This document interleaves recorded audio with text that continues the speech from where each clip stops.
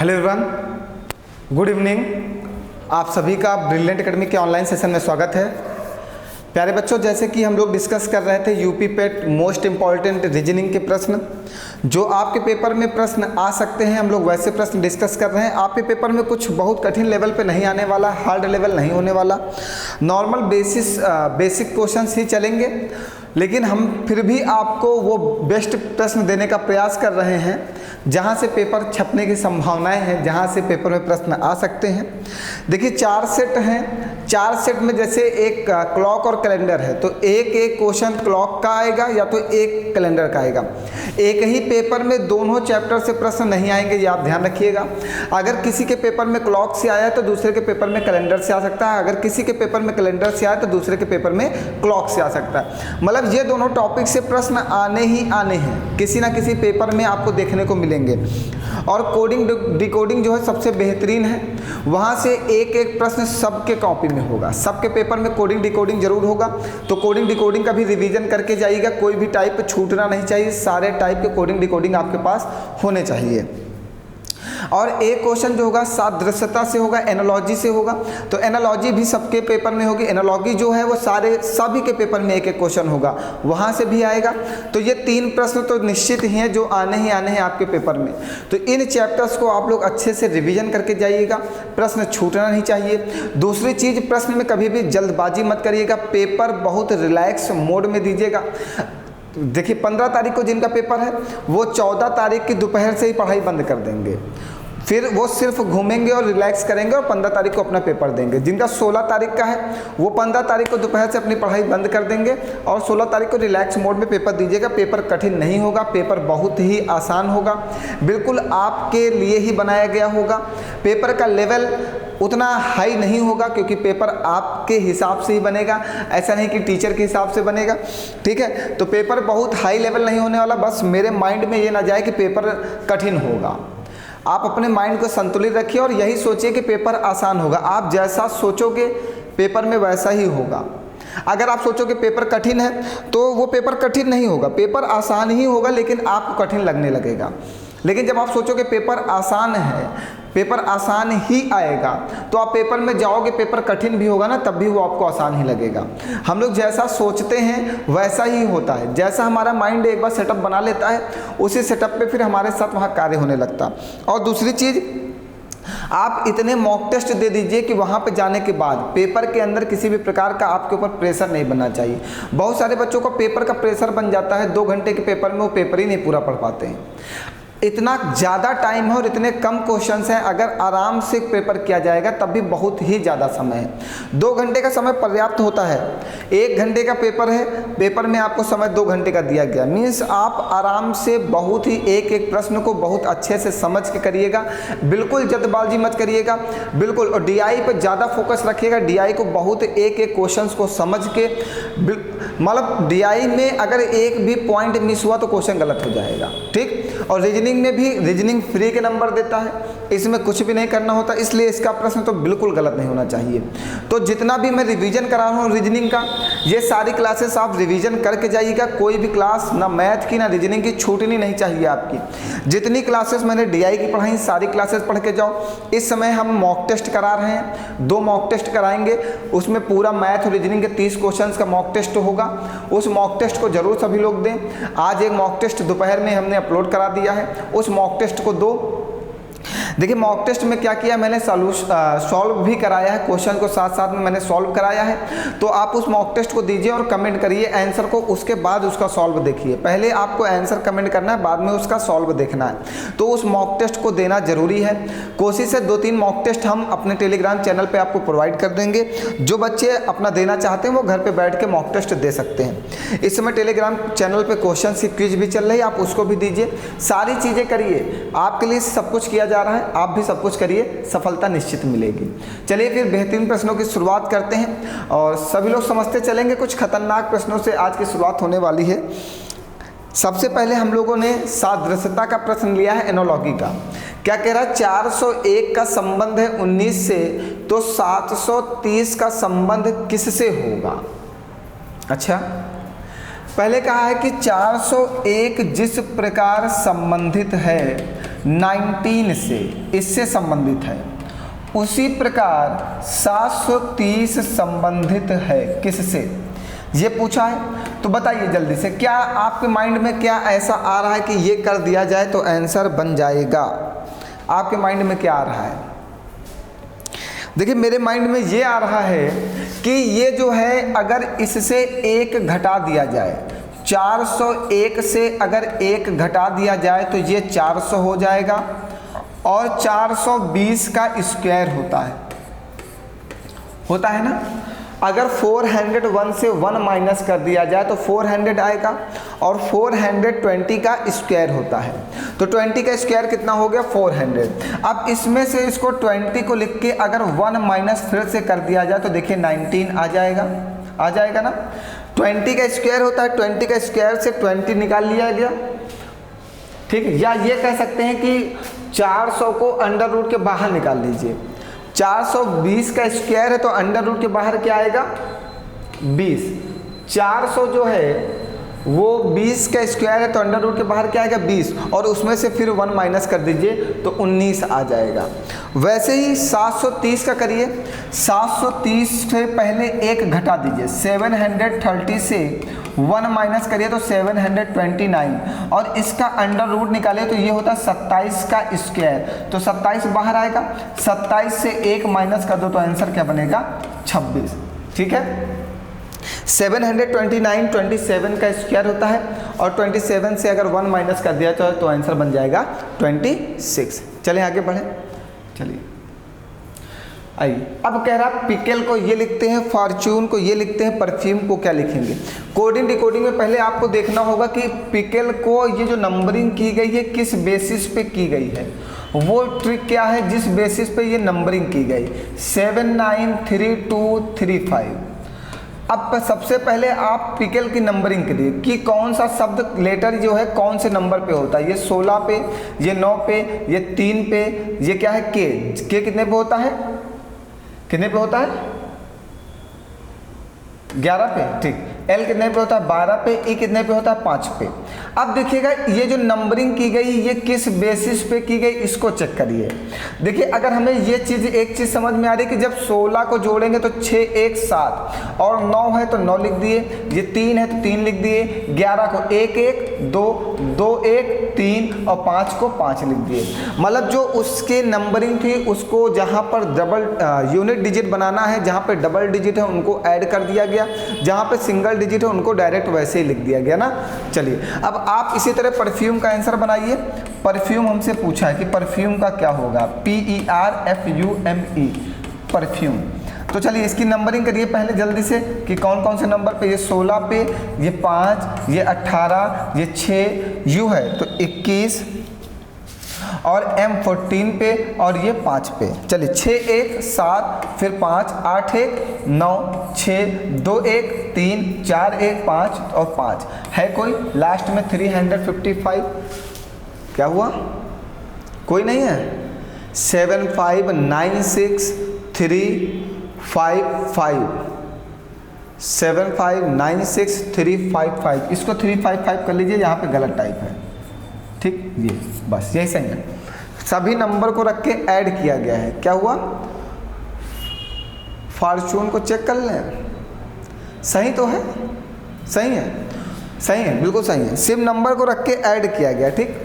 Fortune को भी आप चेक करेंगे, अगर आप इसको भी चेक करते हैं ना तो देखिए नंबर को रख के ऐड किया। ये 6 पे होता है, O 15 पे होता है तो 5 1 6, R 18 पे होता है तो 8 1 9, और ये 20 पे होता है 2, ये 21 पे होता है 2 1 3, N 14 पे होता है। अच्छा ठीक है, सही था। फिर यहाँ पे हमने गलती की है, M जो है ये 13 पे होता है, ठीक। M जो है 13 पे होता तो ये आएगा 3 1 4 आएगा, तो मिलाइए अब 4 है, ये देखिए सॉरी यही गलती हो रही थी।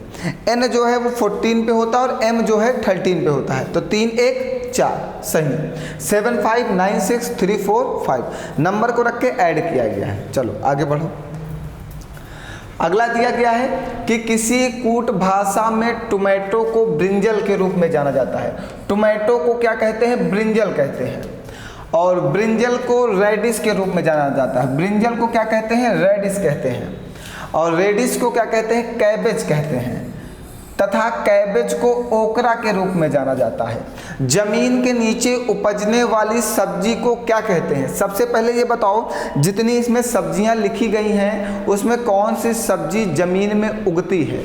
जो सब्जियां इसमें लिखी गई हैं, तो टोमेटो पेड़ पे लगता है, जमीन के अंदर नहीं होता। ब्रिंजल पेड़ पे लगता है, टोमेटो मतलब टमाटर यार, टमाटर पेड़ पे लगते हैं, छोटे छोटे पेड़ होते हैं उसी पे लगते हैं ना। बैंगन, ब्रिंजल मीन्स बैंगन, वो भी पेड़ पे लगते हैं। रेडिश मूली, मूली जमीन के अंदर होती है ना। और कैबेज बंद गोभी, बंद गोभी ऊपर होती है। ओकरा, ओकरा गोभी होती है, वो भी ऊपर होती है। तो बचा क्या हमारा? रेडिश, रेडिश ही जमीन के अंदर होता है। इसमें क्या कहा, जमीन के नीचे उपजने वाली सब्जी को क्या कहते हैं? तो जमीन के नीचे क्या पैदा होता है? मूली, रेडिश को मूली कहते हैं। अब रेडिश को कहते क्या हैं यहाँ पे समझिएगा। इसने कहा जमीन के नीचे उपजने वाली सब्जी को क्या कहते हैं? तो जमीन के नीचे क्या उपजती है? रेडिश, मूली। और रेडिश को कैबेज, क्या रेडिश को कैबेज के रूप में जाना जाता है। तो आंसर क्या बनेगा? कैबेज। रेडिश को किस नाम से जानते हैं? कैबेज के नाम से जानते हैं। तो रेडिश को कैबेज, आंसर क्या बन जाएगा? कैबेज। कल के एक प्रश्न में ऐसा एक प्रश्न हमने गलत कर दिया था, शहद वाला, वहाँ पे शुगर आंसर बनेगा। जितने लोगों ने वो क्लास देखी वो आंसर सही कर लेंगे, वहाँ पे शुगर आंसर बनेगा, ठीक है। तो यहाँ पे क्या बनेगा? रेडिश को कैबेज के रूप में जाना जाता है, तो रेडिश का आंसर बन जाएगा कैबेज। चलिए, ये एक बेहतरीन प्रश्न है और मैथ का प्रश्न रीजनिंग में कभी कभी छप जाता है, तो ऐसा आपके साथ हो सकता है, वास्तविकता है। चलिए, इस प्रश्न को समझिएगा, अच्छा प्रश्न है, रीजनिंग में ये आ सकता है।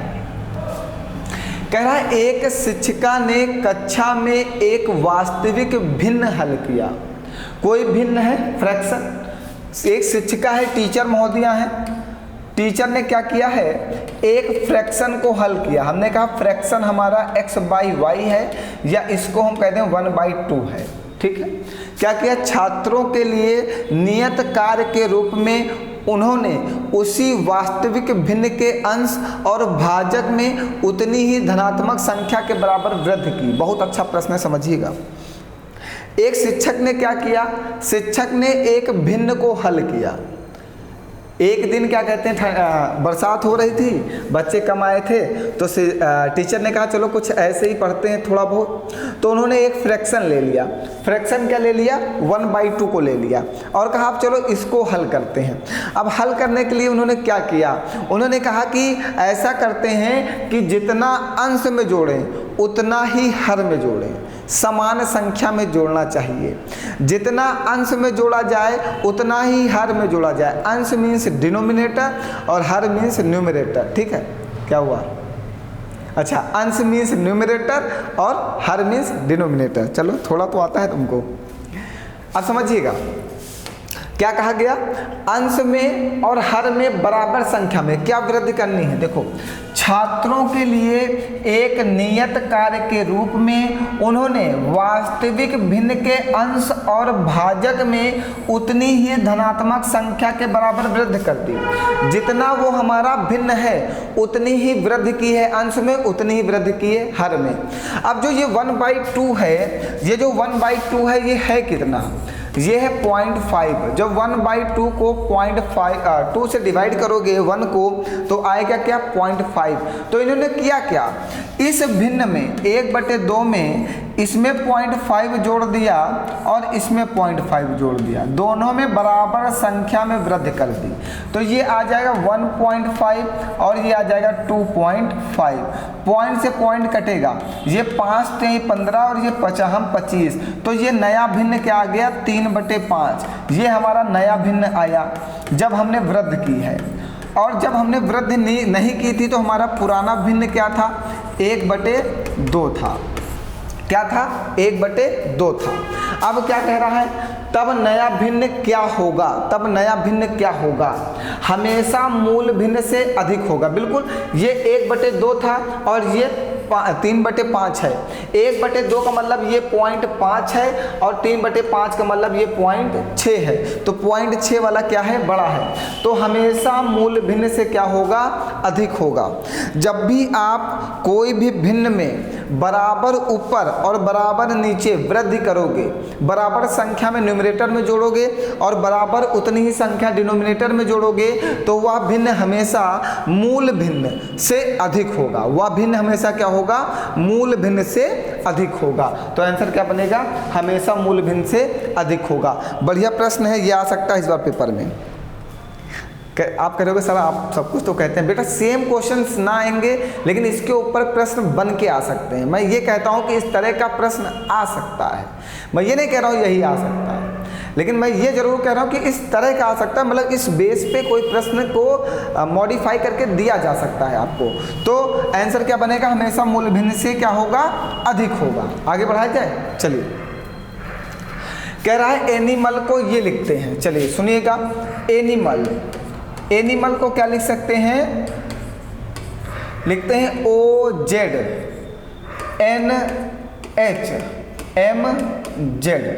चलिए सबसे पहले नंबरिंग करिएगा। ये 1 पे, ये 14 पे, ये 9 पे, ये 13 पे, ये 1 पे, ये 12 पे, और ये 15 पे, ये 26 पे, ये 14 पे, ये 8 पे, ये 13 पे, ये 26 पे। ठीक, अब क्या किया गया है देखते जाइएगा।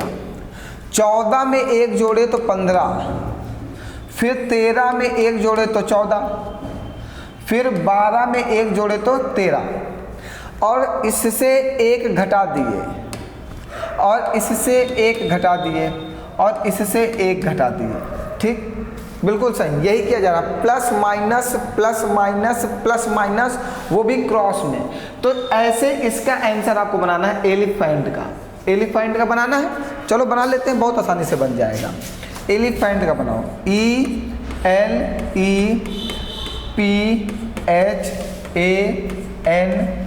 एलिफेंट का बनाते हैं। सबसे पहले नंबरिंग करना, ये 5, ये 12, ये 5, ये 16, ये 8, ये 1, ये 14, ये 20। क्या करना है? सबसे पहले इधर +1 करना है। तो इस वाले में +1 करोगे तो 12 में 1 क्या आएगा? 13। फिर इसमें -1 करना है तो क्या आएगा? 4। फिर इसमें +1 करना है तो क्या आएगा? 17। फिर इसमें -1 करना तो क्या आएगा? 4। इसमें +1 करना तो क्या आएगा? +1 करना तो 2। इसमें -1 करना तो क्या आएगा? 7।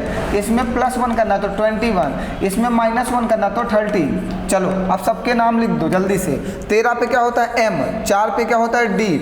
17 पे क्या होता है? 17 पे OPQ, क्यों होता है। 4 पे D, 2 पे B, 7 पे G, 21 पे U, 13 पे M। मैच कराओ, देखो कोई आंसर है। मीन्स जब भी प्रश्न लगाना हो तो सबसे पहले आप क्वेश्चंस में देखोगे कि कौन से रूल लगा के आंसर बनाया गया। ऐसा कौन सा कोडिंग डिकोडिंग में सबसे पहले हम रूल ढूंढते हैं, तरीका ढूंढते हैं, किस तरीके से उन्होंने पहले वाले को सॉल्व करके दिया है।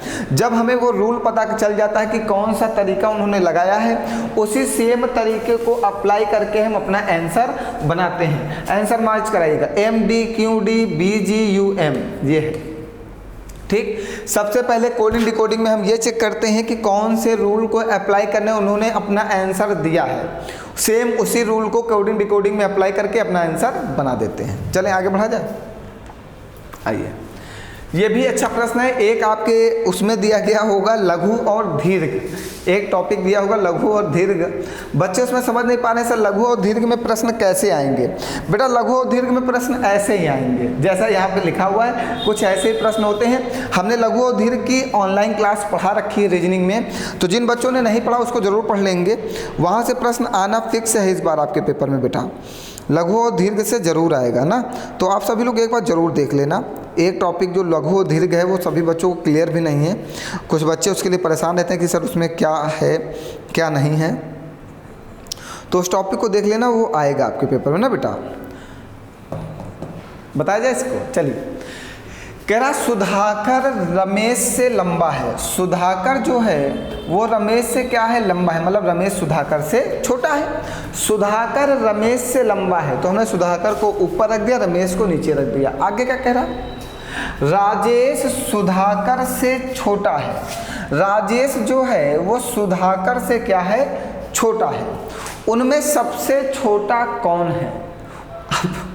अच्छा अच्छा, बच्चे कह रहे होंगे सर यहाँ पे एक चीज़ ये नहीं क्लियर कहा। पहली बात उसने कहा है कि सुधाकर जो है वो रमेश से लंबा है। हमने कहा सुधाकर रमेश से लंबा है, ये रमेश है, रमेश से लंबा है। फिर आगे क्या कहा, राजेश सुधाकर से छोटा है। राजेश जो है सुधाकर से छोटा है। अब क्या कह रहा है, तो सबसे छोटा कौन है। अब ऑप्शन में समझते हैं सबसे छोटा कौन है। अभी इन दोनों में फिक्स नहीं है कि कौन सबसे छोटा है। राजेश भी छोटा हो सकता है, रमेश भी छोटा हो सकता है, क्योंकि सुधाकर से तो दोनों छोटे हैं, लेकिन क्वेश्चन में ये क्लियर नहीं किया गया कि राजेश सबसे छोटा है या रमेश सबसे छोटा है। ऑप्शन समझेंगे, ऑप्शन से समझ में आएगा। आइए, रमेश सबसे लंबा व्यक्ति नहीं है, ठीक है, रमेश सबसे लंबा व्यक्ति नहीं है, ये तो सही है, क्योंकि सबसे लंबा व्यक्ति कौन है, सुधाकर है, तो रमेश सबसे लंबा व्यक्ति नहीं हो सकता, तो पहला वाला ऑप्शन तो सही है। फिर आओ, सुधाकर सबसे छोटा व्यक्ति नहीं है। सुधाकर सबसे छोटा भी व्यक्ति नहीं हो सकता, क्योंकि सुधाकर सबसे बड़े में है, ठीक है, सुधाकर सबसे बड़े में है। राजेश, अच्छा अभी एक चीज़ और समझना, क्वेश्चन को पढ़ लो, क्वेश्चन को एक बार पढ़ो क्या कह रहा है। कह रहा दिए गए प्रश्न को पढ़ें और निर्णय लें कि प्रश्न का उत्तर देने के लिए निम्नलिखित विकल्पों में से किस विकल्प की अतिरिक्त रूप में आवश्यकता है। देखो, जो यहाँ पे ये बात क्लियर नहीं है राजेश और रमेश में, उस बात को क्लियर करना है। इसमें बताना है सबसे छोटा कौन है, और इस बात को क्लियर करने के लिए ये 4 ऑप्शन दिए गए हैं। इन 4 ऑप्शन से आपको ये डिसाइड करना है कि इसमें कौन सा ऑप्शन ऐसा है कि हम ले लें और हमें ये पता चल जाए कि राजेश छोटा है या रमेश छोटा है। बस इस ऑप्शन में ये ढूंढना है। अब आइएगा, राजेश सबसे छोटा व्यक्ति नहीं है। देखो कितना आसान, यही आंसर है। जब राजेश सबसे छोटा व्यक्ति नहीं है तो सबसे छोटा कौन होगा, रमेश होगा। और यही पूछा उनमें सबसे छोटा कौन है, ये पता करना है कि इन तीनों में सबसे छोटा कौन है। तो वो यहाँ से तो क्लियर नहीं हो पाया था, इतने से क्लियर नहीं हो पाया। यहाँ से हमें इतना पता चला कि सुधाकर से राजेश और रमेश तो छोटे हैं, लेकिन सबसे छोटा कौन है ये क्लियर नहीं हुआ। ये बात क्लियर करने के लिए हमें 4 ऑप्शन दे दिया। 4 ऑप्शन में से आपको एक ऐसा ऑप्शन चुनना है जहां से ये क्लियर हो जाए कि राजेश सबसे छोटा है या रमेश सबसे छोटा है। तो यहाँ पे सबसे लास्ट वाले ऑप्शन में उन्होंने दिया राजेश सबसे छोटा व्यक्ति नहीं है, तो सबसे छोटा व्यक्ति कौन हो जाएगा, रमेश, क्योंकि राजेश सबसे छोटा व्यक्ति नहीं है। तो इसलिए ये आंसर बनेगा कि राजेश सबसे छोटा व्यक्ति नहीं है। ये ऑप्शन अगर हम लोग ले लेंगे तो हम अपने प्रश्न का उत्तर सही दे सकते हैं कि रमेश सबसे छोटा व्यक्ति है। चलिए आगे बढ़ें। आइए फिर कोडिंग डिकोडिंग का एक प्रश्न और क्या कह रहा है, क्वाइन को COIN, क्वाइन को क्या लिख सकते हैं 8574, और फिर अंटिल को UNTIL, अंटिल को लिखते हैं 94371। तो किसको लिखना है, कोकोनट को CONUT। तो भैया जब ऐसा प्रश्न कोई पेपर में आए तो सबसे पहले आप ये देखिएगा कि अगर कोई वर्ड दोनों में कॉमन है, N और N, अगर वर्ड दोनों में कोई कॉमन है, जो दिए गए क्वेश्चन में जिसकी वैल्यू दी जाएगी उसमें ये चेक कर लेना कोडिंग डिकोडिंग में कि कोई ऐसा वर्ड तो नहीं है जिसकी वैल्यू कॉमन हो। अगर वैल्यू कॉमन है तो फिर उन्होंने अपने हिसाब से नंबरिंग की है। उन्होंने अपने हिसाब से C को 8 कहा है, O को 5 कहा है, I को 7 कहा है, N को 4 कहा है। आप यहाँ पे कोई भी नियम लगाओ, सारे नियम फेल हो जाएंगे। फिर इनकी नंबरिंग के हिसाब से ही आंसर बनाना होगा, ठीक है। तो देखिए यहाँ पे इन्होंने I को 7 कहा, देखो यहाँ पे भी I को 7 कहा। तो जैसे यहाँ पे O को क्या कहा है 5, तो आप भी अपने आंसर में O को 5 कहोगे, O को 5 कहोगे। U को कितना कहा 9, तो आप U को 9 कहोगे। T को कितना कहा, T को 3 कहा, तो आप T को 3 कहोगे। N को क्या कहा 4, तो N को 4 कहोगे। C को 8 कहा, जो उन्होंने वैल्यू दी है उसी वैल्यू पे आप अपना आंसर बना देना और आपका आंसर क्या हो जाएगा, बिल्कुल सही हो जाएगा, ये वाला 858549 3। ये वैल्यू जो होती है वो उसमें से अपने बेसिस पे देते हैं। उस वैल्यू में आप क्वेश्चन में जब जाना तो देखना कोई ऐसे शब्द को नहीं, ऐसे कोई अल्फ़ाबेट तो नहीं है जो कॉमन है, उनकी वैल्यू कॉमन तो नहीं है। अगर वैल्यू कॉमन है तो उन्होंने जो वैल्यू जिस अल्फ़ाबेट को दी है वही वैल्यू आप अपने अल्फ़ाबेट को देके अपने आंसर पे टिक लगा देना, ठीक है। इस बार यहाँ से प्रश्न बन सकता है, बहुत ही आसान है। चलो आ गया हो क्या बात, आज कोडिंग डिकोडिंग की तो भरमार करती गई, लगातार एक के बाद एक ना। चलो ये भी समझते हैं। कह रहा मॉनसून, मानसून को क्या कहते हैं? MONSOON। मॉनसून को कहते हैं PMQQPMO। चलो सबसे पहले नंबरिंग करो जल्दी से भैया। ये 13 पे, ये 15 पे, ये 14 पे, ये 19 पे, ये 15 पे, ये 15 पे, ये 14 पे, ये 16 पे, 13 पे, PQ 17 पे, 17 पे, 16, 13, 15। अब चलिए नियम ढूंढिए कि कैसे नियम से इन्होंने इसको ये बनाया है। सबसे पहले नियम पता होना चाहिए कि किस नियम का अप्लाई करके इन्होंने ये रूप दिया है, ठीक। सबसे पहली बात तो जो नियम को अप्लाई करके इन्होंने इसको बनाया है उसी नियम को अप्लाई करके हम समर से आंसर बनाएंगे। अब देखिएगा कैसे, देखिए यहाँ से 14 में 2 ऐड कर दो तो कितना होगा 16। अब देखो 13 में 2 ऐड करो तो क्या हो जाएगा 15। 15 में 2 माइनस कर दो तो 13, तो 15 में 2 माइनस करो तो 13, 15 में 2 ऐड करो तो 17, 14 में 2 ऐड करो तो 16, 19 से 2 माइनस कर दो तो 17, +2 -2 +2 -2 +2 -2 +2 -2। और कैसे? क्रॉस में, आगे का पीछे, पीछे का आगे, सेम यही समर में करो फिर बस अभी आपका आंसर बन जाएगा। जो इन्होंने वहाँ पे किया वही काम हम लोग अपने ऑप्शन में करेंगे, अपने आंसर में। चलिए जल्दी से नंबरिंग करो पहले इसकी। ये कितने पे? 19, ऐसा है ना, S 19 पे तो होता है, हाँ। U 21 पे, ये 13, ये 13, ये 5, ये 18, ये 19। इसमें क्या करेंगे? सबसे पहले इसमें क्या किया गया? +2, तो 19 में 2 जोड़ोगे 21, 21 का मतलब U। इसमें क्या करोगे? +2, 19 2 21, 21 का मतलब U, आगे भी U पीछे भी U। आंसर में देखो यहाँ पे पूरा लगाने की ज़रूरत भी नहीं थी, हमने सिर्फ आगे और पीछे का वर्ड पकड़ लिया और आंसर चेक कर लिया। आप पूरा लगा के चेक कर लेना। देखो कोडिंग डिकोडिंग में ये प्रश्न इस बार कठिन में नहीं है। हमने जो कोडिंग डिकोडिंग आपको ऑनलाइन में पढ़ा रखी है 3 से 4 क्लासेस, उन सबको पढ़ के जाइएगा। ये कोडिंग डिकोडिंग हार्ड नहीं है, ये बहुत ही आसान लेवल है। अगर आपने इस लेवल की कोडिंग डिकोडिंग नहीं पढ़ी तो पिछली बार भी थोड़ा सा हाई लेवल की कोडिंग डिकोडिंग थी जहाँ पर बच्चों को समझने में प्रॉब्लम हुई थी। तो कोशिश करो थोड़ा सा अच्छे लेवल की कोडिंग डिकोडिंग आप ज़रूर पढ़ के जाओ, जिससे आप पेपर में कर पाओ आसानी से। नहीं तो पता चलेगा कि आप बिल्कुल बेकार वाली पढ़ के गए हो जिसकी कोई वैल्यू भी नहीं है और पेपर में आप फिर कुछ कर भी नहीं पाओगे।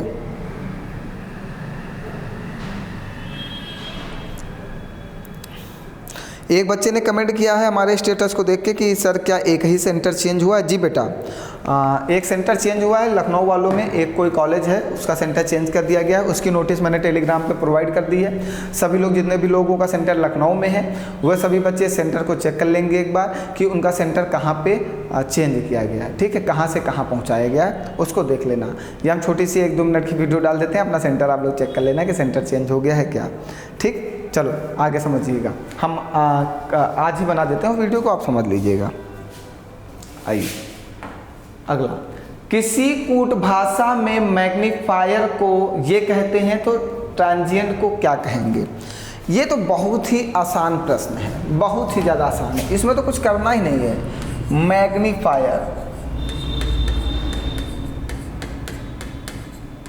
ऐसे प्रश्नों में आप देखिएगा कि जो वर्ड, जो अल्फ़ाबेट ऊपर दिए गए हैं उसी अल्फ़ाबेट, वही सेम अल्फ़ाबेट नीचे तो नहीं लिख दिए गए हैं। अगर सेम अल्फ़ाबेट लिखे गए हैं तो उन्होंने फिर कुछ भी नहीं किया है। देखो जो मैग्नीफायर लिखा है इसी अल्फ़ाबेट को अव्यवस्थित करके उन्होंने नीचे भेज दिया है। तो जिस बेसिस पे, जिस तरीके से इन्होंने इसको अव्यवस्थित किया है, जो मेथड लगा के, जो तरीका लगा के उन्होंने मैग्नीफायर को अव्यवस्थित कर दिया। देखो मैग्नीफायर के जितने शब्द हैं, जितने अल्फ़ाबेट हैं, वो शब्द यहाँ पे हैं, मतलब उन्हीं वर्डों को इन्होंने अव्यवस्थित कर दिया। तो आप भी उसी रूल से ट्रांजिएंट को अव्यवस्थित कर देना, बस जो नियम से उन्होंने अव्यवस्थित किया सेम नियम से आप भी अव्यवस्थित कर देना और आपका आंसर आ जाएगा। ऐसे प्रश्न पहचानने के लिए सिर्फ एक ही तरीका है कि सेम सेम वर्ड होंगे, जो ऊपर होंगे वही नीचे होंगे। अब देखिएगा FIER इतना पोर्शन, ये FIER उसको इन्होंने आगे ला के रख दिया है। FIER को 2 3 3 6 3 9 3 3 6 3 9, तो आप भी लास्ट के 4 वर्ड IENT को कहाँ पे ला के रख दोगे? आगे। IENT देखो, कोई ऑप्शन की शुरुआत इससे है, ये देखिए बी वाला IENT। अब देखिएगा MAG, अच्छा क्या हुआ, इसमें एक S हमने लिख दिया क्या, यहाँ पे N आएगा। ये देखिए इतना सब MAGN को इन्होंने क्या किया, यहाँ पे लास्ट में ला के रख दिया। तो आप भी ये वाले 4 शब्द क्या करना, लास्ट में ले जाके रख देना TRAN, और बीच में वाला शब्द S यहीं लिख देना। देखो मैच कर गया बी वाला, समझ गया ना। इसमें तो कुछ भी नहीं करना है, तो बहुत नॉर्मल था। चलो आगे बढ़ो जल्दी से। यदि कल के बाद का दिन गुरुवार है तो कल से 2 दिन पहले यह दिन क्या था? अगर कल के बाद मतलब आने वाला क्या है, गुरुवार है, तो कल से 2 दिन पहले मतलब जो बीत चुका है क्या था?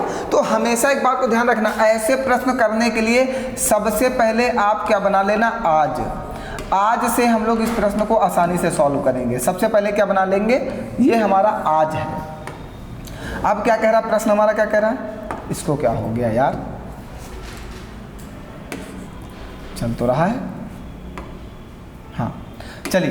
कह रहा है यदि कल के बाद का दिन गुरुवार है, यदि कल के बाद मतलब ये आज फिर ये कल और इसके बाद का दिन क्या है, थर्सडे है। गुरुवार का मतलब थर्सडे, तो इस दिन क्या रहा होगा, वेडनेसडे रहा होगा।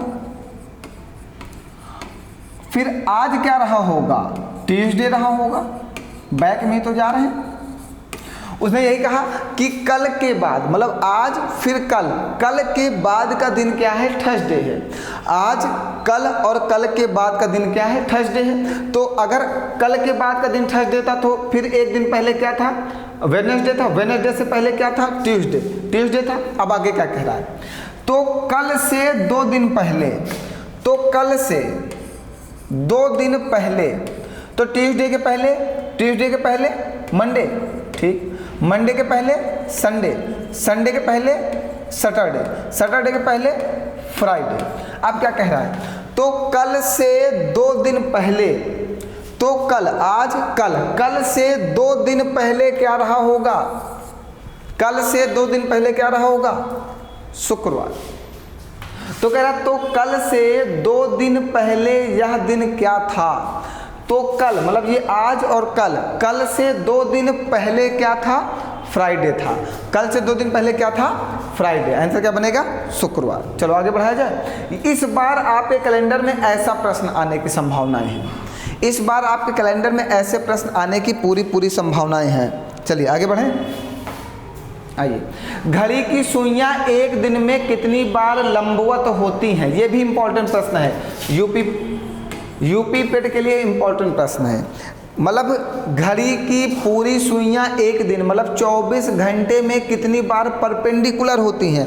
परपेंडिकुलर का मतलब होता है कितनी बार समकोण बनाती हैं। इसी प्रश्न को ऐसे वो कन्वर्ट कर सकता है कि घड़ी की सुइयां पूरे 24 घंटे में कितनी बार समकोण बनाती हैं, मतलब कितनी बार परपेंडिकुलर होती हैं।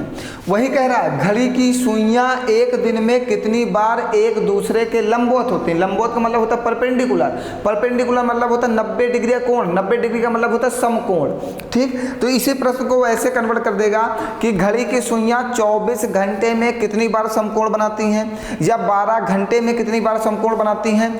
तो घड़ी की सुइयां 12 घंटे में, इसको लिख लीजिएगा, 12 घंटे में 22 बार समकोण बनाती हैं, मतलब 22 बार परपेंडिकुलर होती हैं, 22 बार समकोण बनाती हैं, ठीक। 12 घंटे में, अगर 12 घंटे में 22 बार है तो 24 घंटे में कितनी बार, 44 बार समकोण बनाती हैं। तो इन्होंने क्या कहा, एक दिन में, एक दिन का मतलब क्या होता है 24 घंटा, तो 24 घंटे में कितनी बार परपेंडिकुलर होंगी, 44 बार। 12 घंटे में घड़ी की सुइयां 22 बार समकोण बनाती हैं और 24 घंटे में 44 बार समकोण बनाती हैं। मोस्ट इंपॉर्टेंट प्रश्न है आपके लिए इस बार पेट में ये प्रश्न किसी ना किसी पेपर में शायद देखने को आपको मिल ही जाए। आगे बढ़ें, चलिए। ये अच्छा प्रश्न है, इसमें तो कुछ भी नहीं करना है, पढ़ो जल्दी से आप लोग एक बार। ये अच्छा है, कह रहा है यदि 21:30 दीवार की घंटे वाली सुई, चलो दीवार घड़ी है, सबसे पहले एक व्रत बनाओ, एक दीवार घड़ी बनाते हैं। ये लो, ये एक दीवार घड़ी है, ये 12 बजा है, ये 6 बजा, ये 9 बजा, ये 3 बजा, ठीक। हाँ, आप क्या कह रहा है, यदि 21 बजे दीवार, 21 बजे का मतलब 9:30, कितना, 9:30। दीवार की घंटे वाली सुई पश्चिम की ओर और मिनट वाली सुई दक्षिण की ओर। तो जो 9:30, तो ये 9 बजेगा और ये बजेगा, ये मिनट वाली सुई, ठीक। ये लंबी वाली मिनट वाली सुई, ये घंटे वाली सुई। जब 9:30 बजेगा तो ये जो घंटे वाली सुई है ये किधर है, पश्चिम की ओर है,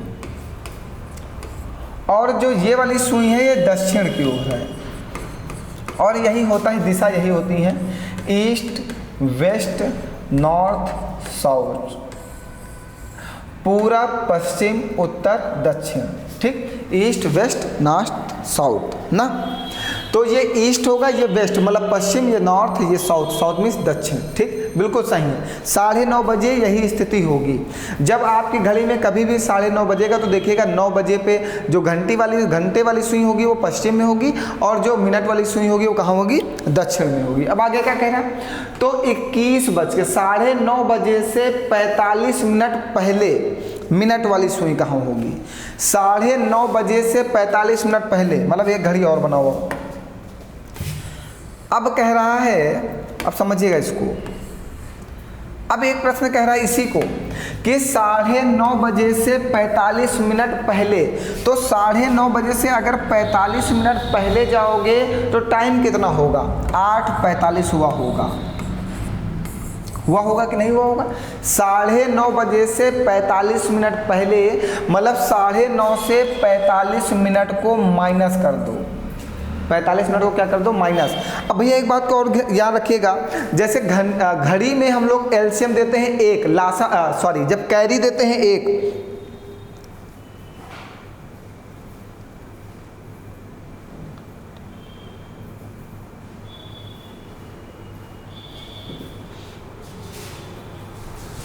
देखिए 9:30 बजे जैसे बजा 9:30, तो 9:30 बजे से जैसे कि 45 मिनट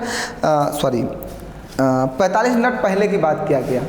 9:30 बजे से 45 मिनट पहले मतलब 8:45 होगा, 9:30 बजे से 8:45 होगा। तो कह रहा जब 8:45 हो तो ये घंटे वाली सुई यहाँ आएगी, घंटे वाली सुई यहाँ आएगी, और मिनट वाली सुई कहाँ आएगी, यहाँ पे 8 बजे, 8 थोड़ा सा ऊपर बजा दो ना, ये घंटे वाली सुई होगी।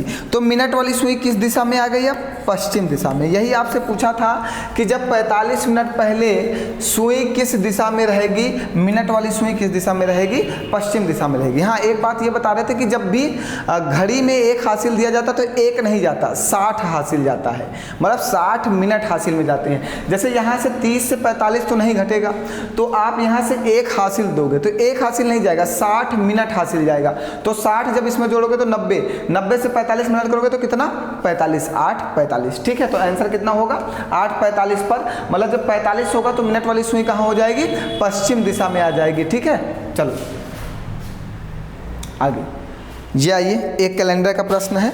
13 जनवरी 2018 को शुक्रवार था, 19 जनवरी 2018 को क्या है, फ्राइडे है। तो 19 जून 2019 को क्या होगा ये पूछा। तो इस प्रश्न को करने का सबसे अच्छा तरीका, सबसे पहले आप 19 जनवरी से 19 जनवरी 2019 में पहुंचो, क्योंकि आपको 2019 का बताना है।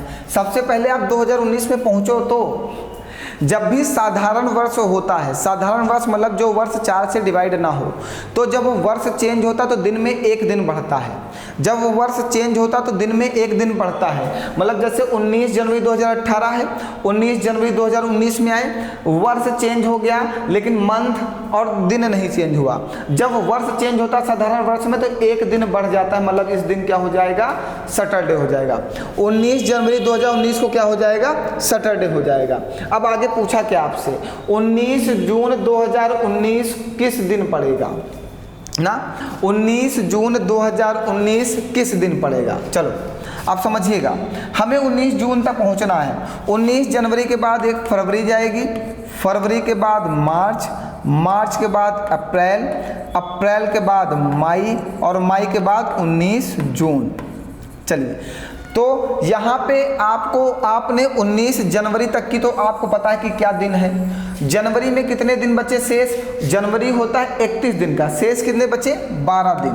फरवरी होता है 28 का, मार्च होगा 31 का, अप्रैल होगा 30 का, मई होगा 31 का और 19 जून तक बताना है। अब इन सभी दिनों को ऐड कर लेना तो कितना आ जाएगा, 151। फिर 151 जो आएगा उसको 7 से भाग दे देना, जो दिन जोड़ने पर आएंगे उसको 7 से भाग दे देना। 7 दूनी 14, क्या बचेगा, 7 दूनी 14, क्या बचेगा, 1 7 का नाम 7, शेष क्या बचेगा, 4। तो 4 इसमें जोड़ देंगे तो सैटरडे में 4 जोड़ो, संडे, मंडे, ट्यूसडे, वेडनेसडे। तो 19 जून 2019 को क्या आ जाएगा, बुधवार, मतलब वेडनेसडे। बात समझ गए। देखिए अब इस तरह तो आप तभी समझ पाओगे अगर आप कैलेंडर पढ़े हो, कैलेंडर नहीं पढ़े हो तो इस तरह तो नहीं समझ पाओगे। इसलिए पूरी कैलेंडर क्लास अगर नहीं पढ़े हो आप एक बार वॉच कर लो। कैलेंडर भी हमने ऑनलाइन में पढ़ा रखा है, जिन्होंने पढ़ा उन्हें ये समझ में आया होगा कि क्या किया जा रहा है ना। सबको समझ में आ गया इस बात, ठीक। चलो अगला प्रश्न, अब ये वाला आप लगाओ। ये क्वेश्चन हमने बताया है बहुत बार, तो सभी लोग इस प्रश्न को लगा के कमेंट करो। आगे फिर हम लोग कल पढ़ेंगे ना। इस प्रश्न को सभी लोग कमेंट करो कि इसका उत्तर क्या आएगा। अभी बहुत बेहतरीन प्रश्नों की क्लास करानी है। 2 से 3 क्लासेस हम जल्दी दे देंगे, चाहे एक दिन में 2 रीजनिंग क्लास देनी पड़े। हाँ बिल्कुल दे देंगे, ठीक है। रीजनिंग रिवीजन करा के रहेंगे पूरी की पूरी। चलो फिर कल मिलते हैं। जल्दी से एक बार शेयर कर दो, लाइक कर दो, सब्सक्राइब कर दो, फिर कल मिलते हैं। इस क्वेश्चन को कमेंट करो जल्दी से। ये हमने बहुत बार बताया है, कोण निकालने वाला प्रश्न आ सकता है आपके पेपर में। चलें फिर मिलते हैं कल। धन्यवाद, आज के लिए इतना ही। बहुत बहुत धन्यवाद आप सभी लोगों का।